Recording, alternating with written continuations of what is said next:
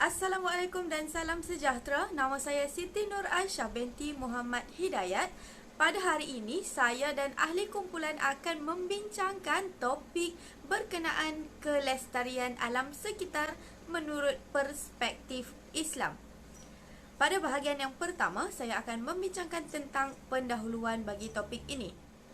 Kewujudan krisis alam sekitar yang melanda dunia pada hari ini sebenarnya telah wujud sejak abad ke-18 lagi. Revolusi industri yang berlaku di Eropah merupakan punca tercetusnya krisis ini. Revolusi ini yang bermula di England adalah bertujuan untuk mengeluarkan barangan keperluan manusia secara besar-besaran. Seterusnya, aktiviti-aktiviti perindustrian ini menyebabkan berlakunya pengeksploitasian sumber alam secara meluas dan menyebabkan berlakunya krisis alam sekitar yang serius. Isu-isu alam sekitar ini berlarutan semakin serius sehingga menyebabkan berlakunya pertambahan suhu dunia secara mendadak sebanyak 2 darjah dan menyebabkan banyak negara mengalami kepanasan yang melampau, termasuklah negara Malaysia pada pertengahan tahun 2010 akibat penipisan lapisan ozon. Walau bagaimanapun, Rachel Carson yang merupakan seorang saintis telah menerbitkan sebuah buku yang berjudul Silent Spring pada tahun 1962 dan buku ini telah berjaya untuk memberi kesedaran kepada masyarakat dunia tentang krisis alam sekitar yang berlaku semakin serius pada masa itu. Assalamualaikum, nama saya Putri Nur Atira Balkis binti Osman dan saya dari kelas RAS 256 2B. Saya akan menerangkan tentang konsep kelestarian alam dari perspektif Islam. Konsep kelestarian alam yang sebenar adalah memastikan keadaan alam sekitar dan segala komponen yang terkandung di dalamnya tidak berubah atau kekal terpelihara seperti sedia kala. Menurut Kamus Dewan edisi keempat, lestari membawa maksud tidak berubah-ubah, kekal atau tetap. Oleh itu, bumi yang lestari digambarkan sebagai persekitaran bumi yang bebas daripada sebarang unsur pencemaran dan kerosakan alam. Sebahagian besar sarjana Islam mendapati elemen kelestarian dari perspektif Islam lebih menekankan faktor insaniah, iaitu manusia adalah khalifah yang dipertanggungjawabkan untuk menguruskan alam ini dengan baik. Idea pembangunan lestari dari perspektif Islam ialah sedikit berbeza dengan idea pembangunan lestari mengikut pemikiran Barat. Pandangan Barat lebih terdorong menitik beratkan kepada pulangan material serta tidak menekankan kepada aspek kerohanian. Dalam Islam pula, penekanannya kepada nilai mulia di kalangan manusia untuk mengimbangi antara tuntutan duniawi dengan kefasihan melalui perkembangan dualisme yang rohani dan jasmani. Konsep kelestarian alam dari perspektif Islam mempunyai 3 sudut, iaitu akidah, syariah dan akhlak. Pengertian akidah dari sudut istilah adalah kepercayaan dan keimanan yang kuat kepada Allah SWT yang tidak akan terurai dan terputus dalam apa jua keadaan. Kepentingan akidah dalam soal kelestarian alam sekitar ialah kepercayaan kepada Allah SWT merupakan teras atau tonggak kepada ajaran Islam yang menjadi salah satu dasar kepada seluruh kelakuan dan tindak tanduk manusia dalam urusan kehidupan seharian.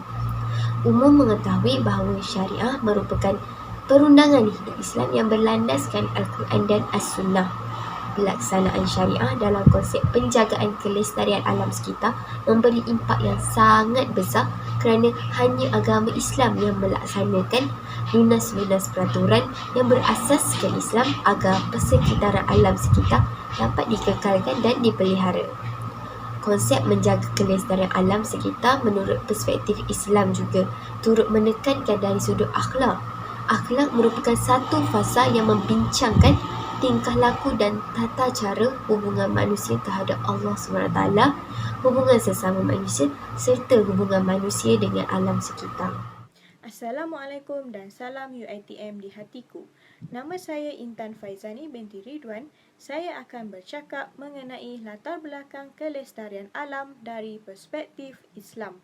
Manusia merupakan makhluk ciptaan Allah yang paling sempurna dari segi mental dan fizikal supaya dapat menjalankan tugas sebagai hamba yang beriman kepada Allah Subhanahu Wa Taala. Selain daripada manusia dan bumi, Allah juga menciptakan makhluk seperti binatang, tumbuh-tumbuhan dan jin. Maka dengan itu, mereka juga turut mempunyai hak ke atas alam sekitar ini kerana kesemua makhluk ciptaan Allah adalah saling memerlukan antara satu sama yang lain. Oleh sebab itu, Islam sangat menitik beratkan aspek kelestarian alam bagi mewujudkan suasana selesa, harmoni dan aman. Islam juga memandang serius kepada manusia yang merosakkan alam sekitar seperti mencemarkan air sebagai pelaku maksiat, iaitu orang yang melakukan larangan Allah Subhanahu Wa Taala. Hal ini boleh dibuktikan dalam surah Al-Qasas ayat 77. Selain daripada itu, sebagai seorang Muslim, kita perlu memahami bahawa memelihara kelestarian alam sekitar adalah sama seperti menjaga agama.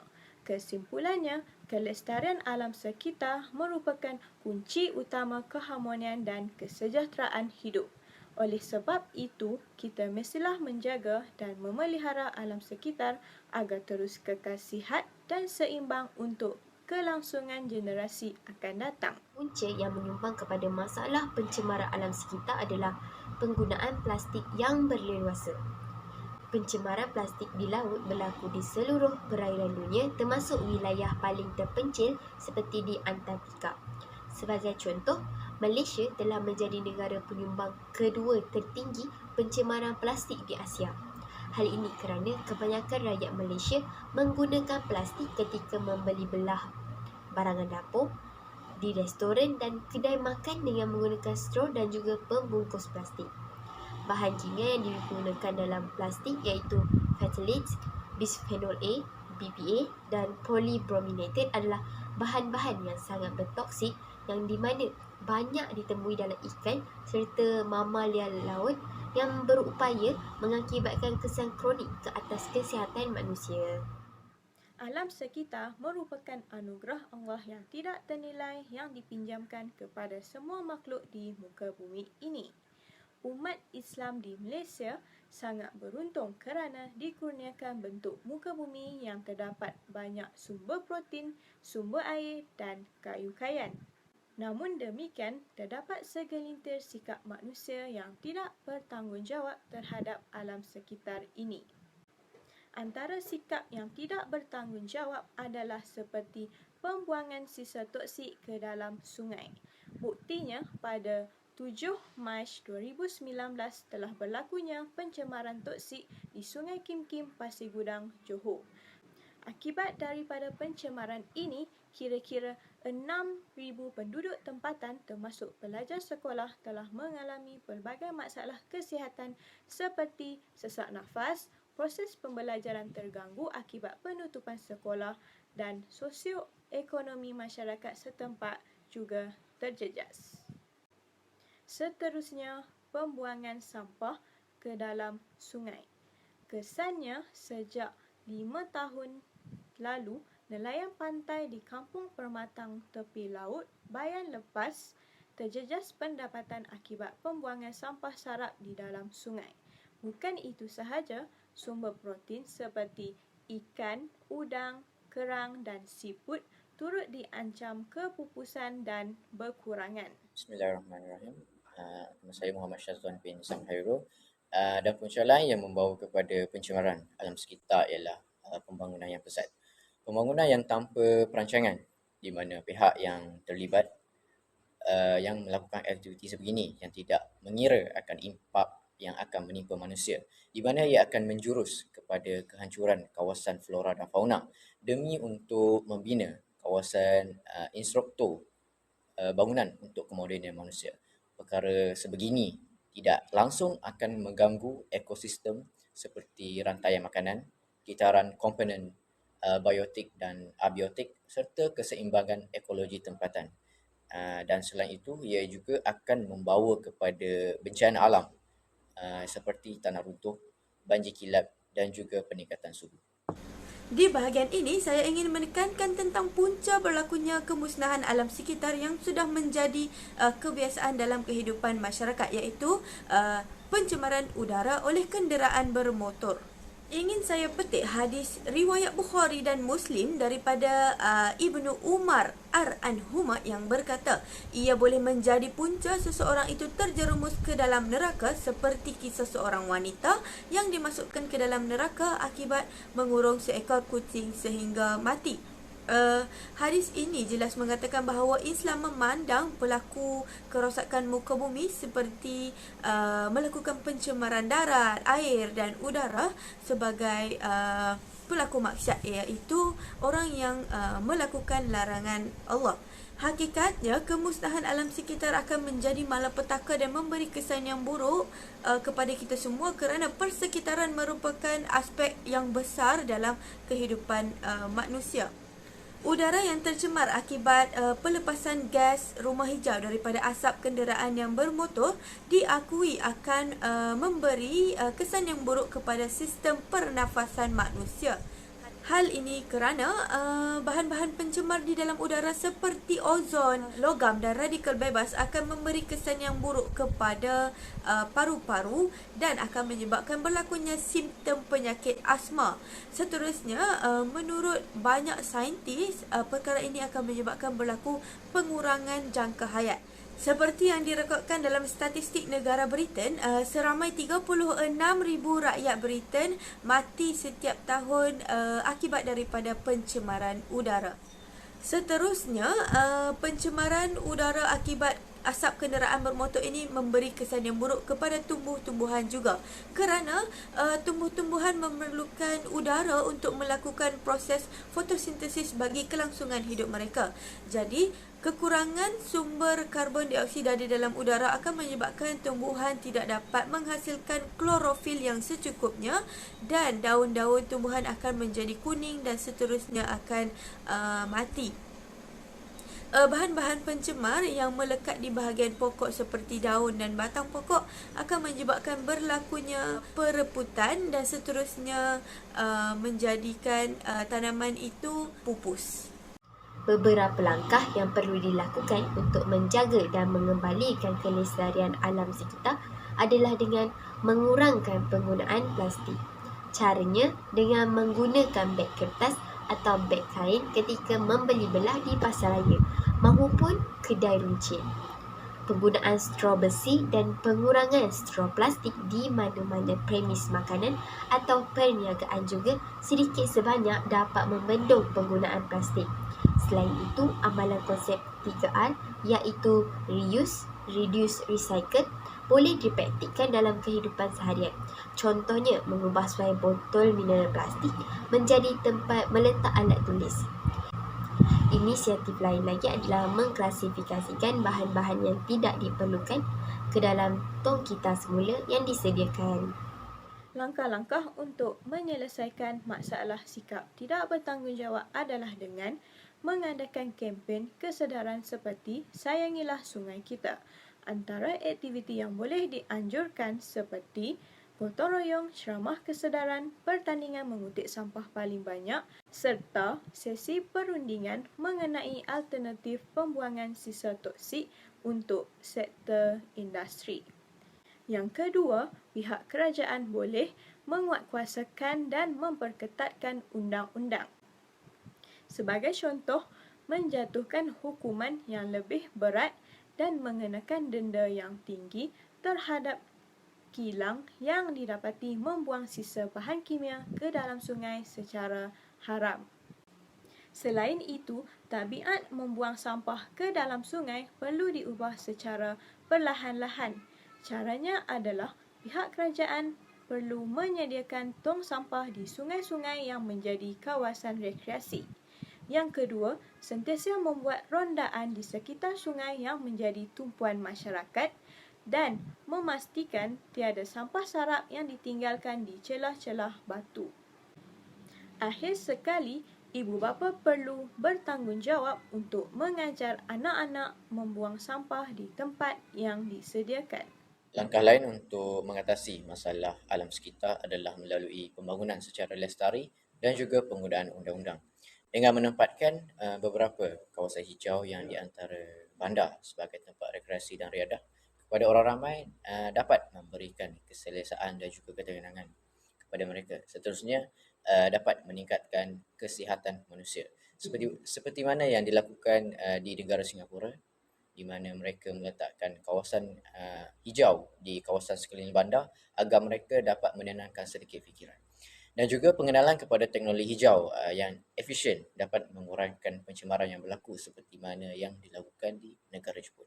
Selain itu juga penggunaan undang-undang seperti pengenalan akta baru seperti Akta Perlindungan Alam Sekitar merupakan inisiatif yang sangat berkesan bagi meningkatkan hukuman dan denda yang lagi berat kepada pesalah atau mana-mana kesalahan yang menjejaskan kelestarian alam sekitar dan juga luas kuasa dalam isu pencemaran.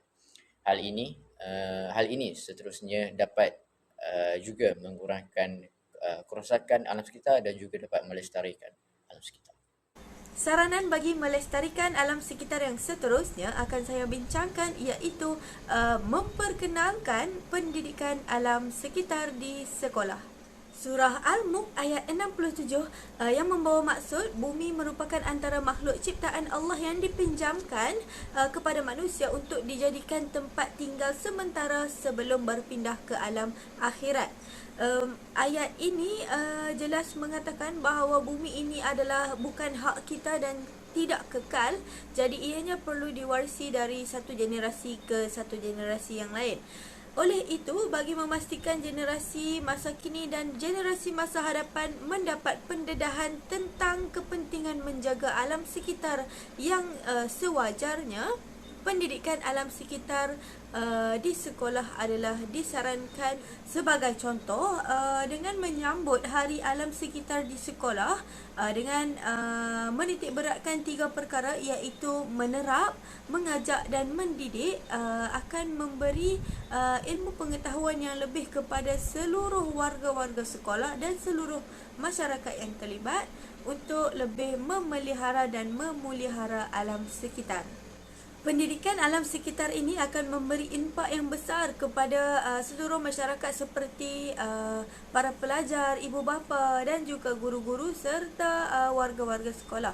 Jadi antara perkara yang perlu ditekankan adalah sebagai kaki tangan yang bekerja di tempat yang sama adalah digalakkan untuk berkongsi kenderaan ke tempat kerja atau menggunakan kenderaan awam seperti LRT, MRT dan menggunakan bas.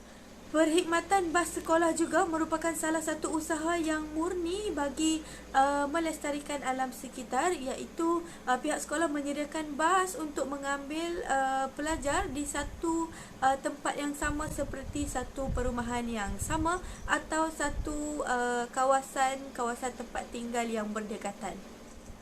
Usaha-usaha untuk melestarikan alam sekitar ini adalah merupakan usaha daripada semua pihak. Sebagai contoh, syarikat kenderaan pada masa kini sudah ramai yang mengeluarkan kenderaan solar, kenderaan yang menggunakan tenaga elektrik dan bateri dan tidak menggunakan petrol atau diesel bagi mengurangkan pengeluaran asap yang mencemarkan udara. Jadi diharapkan agar usaha-usaha ini akan berterusan dan memberikan hasil yang baik kepada proses melestarikan alam sekitar. Kepentingan menjaga alam sekitar adalah penting untuk manusia, terutamanya terhadap sistem pernafasan kita. Persekitaran yang bersih membolehkan kita menyedut udara yang segar. Udara yang bersih dan segar sememangnya amat penting untuk kesihatan. Selain itu, alam sekitar yang bersih juga membolehkan kita menikmati keselesaan. Hal ini kerana cuaca yang panas dan kering yang disebabkan oleh kenaikan suhu dapat dielakkan dan membolehkan kita menjalani kehidupan dalam cuaca yang baik. Melalui persekitaran yang segar dan nyaman juga, orang ramai boleh melakukan aktiviti luar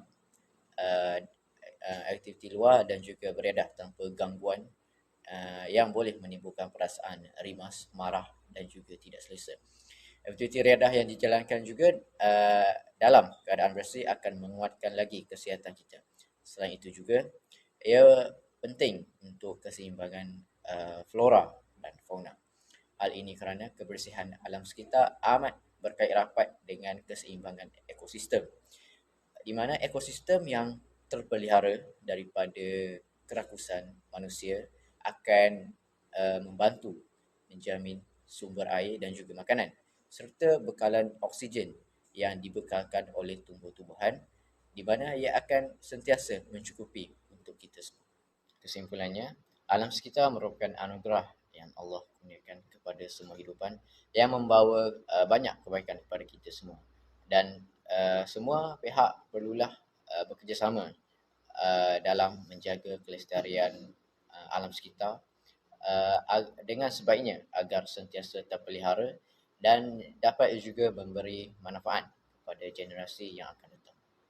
Sekian daripada kami. Assalamualaikum warahmatullahi wabarakatuh.